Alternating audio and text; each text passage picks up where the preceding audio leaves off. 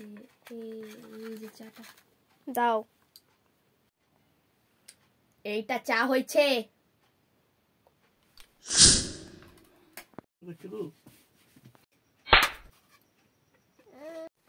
শোনো, কালকে তোমার বাবাকে ফোন করে 10,000 টাকা চাইবে, আমার দরকার লাগবে।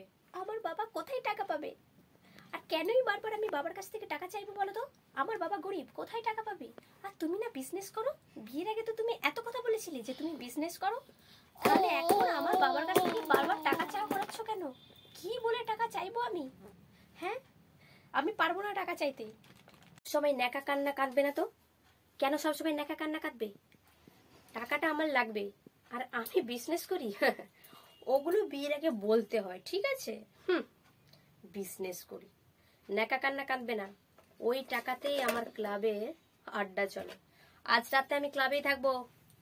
তোমরাই ঠিক বলেছিলে মা বাবা, তোমাদের কথা না শুনে আমি অনেক ভুল করেছি এই ছেলেকে বিয়ে করে। তুই আমাদের একমাত্র মেয়ে, তুই যেটা বলবি সেটাই হবে।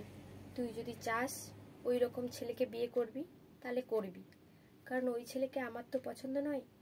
কিন্তু আমি চেয়েছিলাম তোর জন্য একটা ভালো সুপাত্র জোগাড় করব, কিন্তু তুই যখন নিজে পছন্দ করেছিস, তুই দেখ আমার তো ওই ছেলেকে একদম পছন্দ হয়নি। তো কি করব, আমি তো তোর বাবা, তোর তো ভালোর জন্যই করব সব কিছু। তাই তুই যা বলবি তাই হবে মা। কি গো, তুমি কি বলছো?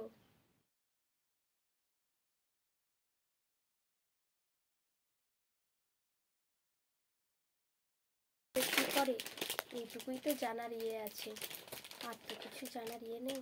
এত কষ্ট করে তোকে মানুষ করলাম আমরা কোলে পিঠে করে, তুই আমাদের একমাত্র সন্তান।